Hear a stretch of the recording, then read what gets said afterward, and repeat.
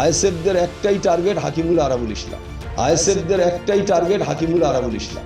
আইএসএফদের একটাই টার্গেট হাকিমুল আরাবুল ইসলাম।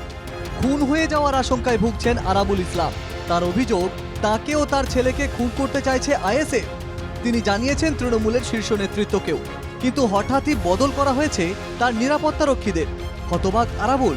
এখানকার লোকাল প্রশাসন, লোকাল যারা আছে তারা কিন্তু আপনারা দেখেছেন যে এখানে আমার সিকিউরিটিরা ছিল, তারা টোটাল ভাঙড়ের অলি গলি সব জানতো।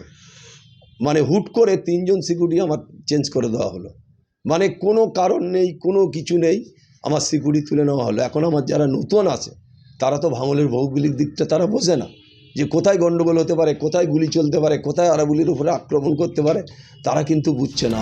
সব জানিয়ে মুখ্যমন্ত্রীকে চিঠি দেবেন ভাঙড়ের দাপুটে তৃণমূল নেতা। আর সব শুনে আরাবুলকে কটাক্ষ করছেন সুকান্ত মজুমদার।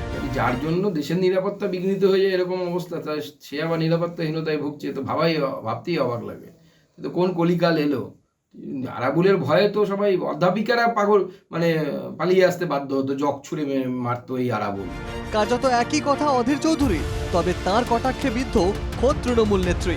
তৃণমূলের যেখানে নেতা মস্তান যাচ্ছে, পুলিশের দয়া আছে, পুলিশ তাদের মদত করে, তাই তৃণমূলের কেউ মস্তান হয়। দিদি এখন ভাবমূর্তি উদ্ধারের প্রয়াসে নেমেছেন।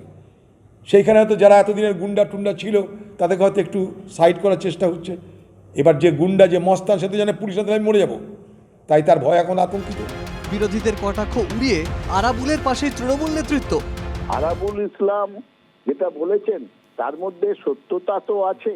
আমরা তো দেখেছি পর 3-4 জায়গায় তৃণমূল কংগ্রেসের নেতাদের বোমা গুলির সাহায্যে খুন করা হলো, এবং খুন করলো সিপিএম এর হারমাতদের ব্যবহার করা হলো।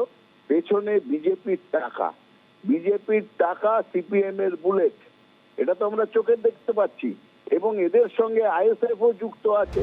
তৃণমূলের নেতারা নিরাপত্তাহীনতায়, তাহলে তো প্রশ্নে আইন শৃঙ্খলা, বলছেন সুজন চক্রবর্তী। একই সঙ্গে তিনি কটাক্ষ করেছেন তৃণমূলের গোষ্ঠীদ্বন্দ্বকেও।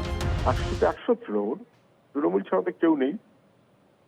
বরঞ্চ এইটা কি কারণ যে যেহেতু মাথার উপরে শওকত বসে আছে এবং তার জেড ক্যাটেগরি হয়েছে, তাহলে অনেক পুলিশ পরিবৃত্ত আছে, শওকত বড় নেতা, তাহলে আরাবুল একটু কমজোরি হয়ে যাচ্ছে। সম্প্রতি দক্ষিণ 24 পরগনায় বেশ কয়েকজন তৃণমূল নেতা খুন হয়েছেন। তৃণমূলের দাবি খুন করেছে সিপিএম বিজেপি, কিন্তু বিরোধীদের পাল্টা দাবি সব খুনি তৃণমূলের অন্তর্দ্বন্দ্বে। তারই মধ্যে আরাবুলের নিরাপত্তা রক্ষিতে অদল বদল ভাবাচ্ছে আরাবুলকে। Bureau report, NKTV Bangla.